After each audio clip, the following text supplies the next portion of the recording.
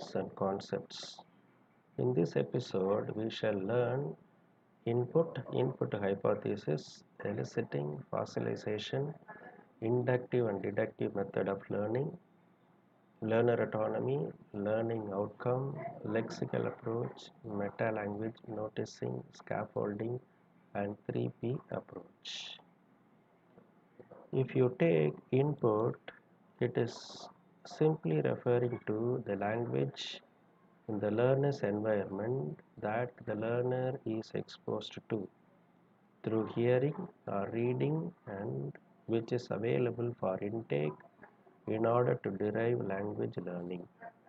For example, when you go to a foreign country, there is an input everywhere in street signs, newspapers, television, people talking, menus, leaflets, etc. Input hypothesis is the idea developed by Stephen Krashen that language is acquired by exposure to language that is of interest to the learner and that is made up of a level of the lexis and grammar slightly above that of the learner. This is called comprehensible input.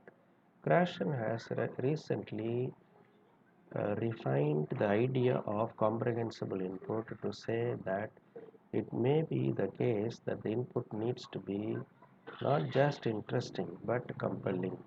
Compelling means that the input is so interesting you forget that it is another man's language. That is what Krashen says in his second language acquisition theory. For example, if we go to a foreign country as a group, we seem to learn different things even though we are all in the same environment. One of them might be an enormous eater. He seems to learn all the words related to food. Another might be an avid football fan. He might notice and learn the words to do with the sports. And yet another member may pick up some social formulae. They all have the same input, but they notice and acquire different things from that environment. This is an example of input hypothesis and of the need for compelling input. Eliciting. This is a teaching technique which the teacher prompts learners to elicit or draw out from them specific answers. It is a technique used especially to reactivate or to revise language items or ideas and to encourage learners to contribute to their own learning rather than being spoon fed by the teacher. Some people criticize the use of elicitation technique as they think that they lead to language being used simply for display rather than to real communicative language use. Fossilization. It refers to those parts of language learning which are used incorrectly but do not seem to be responsive to correction. And also, it is not open to any improvement. Many learners commit errors which are very difficult to be corrected automatically even over a period of time. But some seem very resistant to change. These errors are called fossilized errors. For example, many advanced learners will be very familiar with language, fluent and accurate, but have some recurrent errors which refuse to disappear. This phenomenon is known as fossilization. Inductive and deductive approach. These terms are used to refer to ways of learning. Inductive learning takes place by the learner extracting or working out rules from examples or data, whereas deductive learning works by learning rules, then applying them to examples or data. Inductive is moving from examples to theory, and deductive is moving from theory to example. For example, The grammar translation method makes heavy use of a deductive way of learning, presenting learners with rules and then asking them to use them to complete exercises.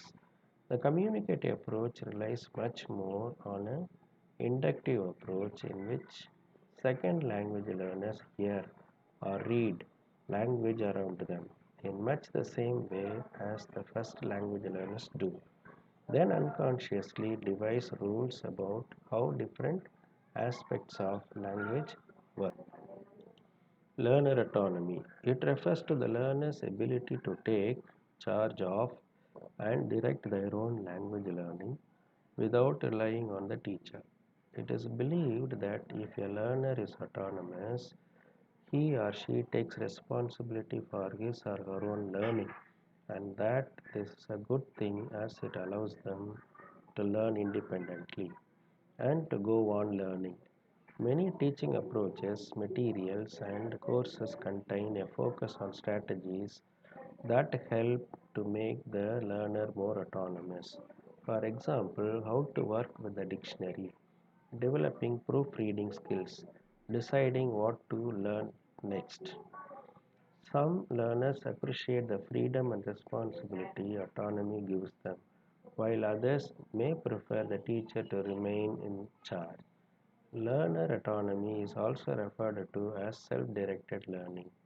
Learning outcome. A learning outcome is a statement often used in a lesson plan or a syllabus of what a learner is expected to know or to be able to do, or to what degree at the end of the lesson or a course as a result of successful learning of the focus of a lesson or a course.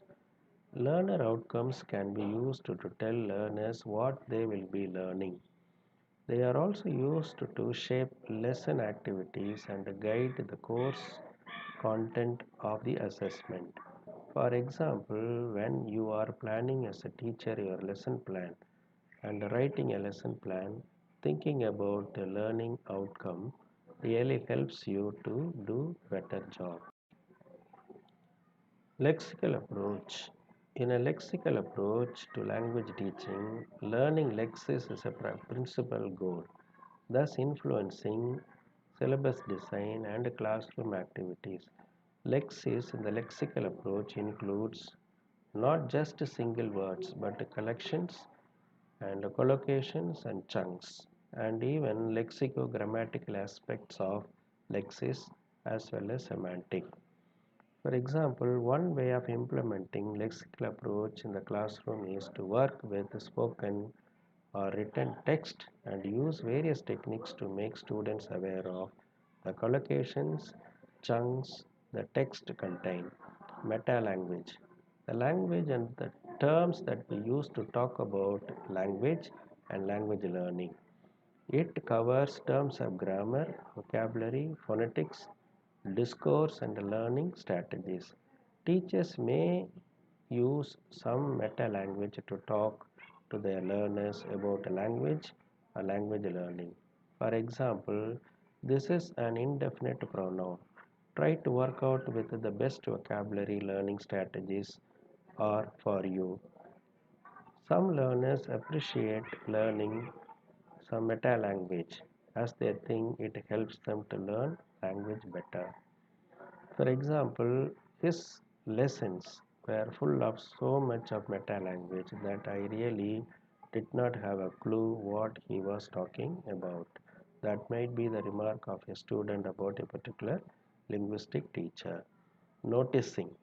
This is a term which refers to the language, the process of language in which the learner consciously or unconsciously notices or even becomes aware of an item or aspect of language in the language input that surrounds them.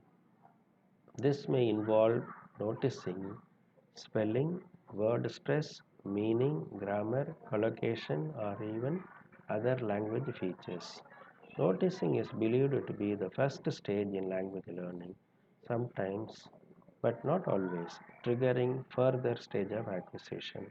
Scaffolding. Scaffolding refers to techniques the teacher can use to support learners in their learning of a new language and the related skills.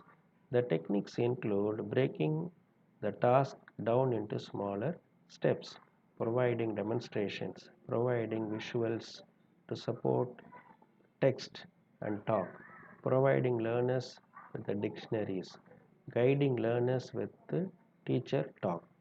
The term scaffolding was first forwarded by Brunner and his colleagues in the year 1976, who developed the idea after reading Vygotsky's work. What learners can do today with the support, they can do alone tomorrow. That is what Bentley says in his quotation. Scaffolding is also used to refer to the support the speakers give one another to keep their communication going. For example, making an eye contact, nodding, asking relevant questions might help you develop the conversation with me. Next, PPP, 3P approach. This is also called 3P approach. This acronym stands for presentation, practice, and production. It is an approach to language teaching. This was very popular in 1980s. The approach involves first the teacher presenting the form and the meaning of a new target language to students in a meaningful context, namely presentation. Then giving learners the opportunity to do controlled practice of the target language, namely practice. Then finally letting students use the target language in a freer, less controlled activities, namely production. The rationale for 3P is that the learners need an accuracy focused stage in which to practice the language is relatively error free one before using it in a less guided condition. This is so as to give them an opportunity to build up good habits and avoid errors. It's a platform from which they can even engage themselves to develop fluency based activities. The approach has been criticized for being too restrictive and rather artificial, but certain attempts have been made to respond to this criticism by making the activities more meaningful and communicative. Thank you.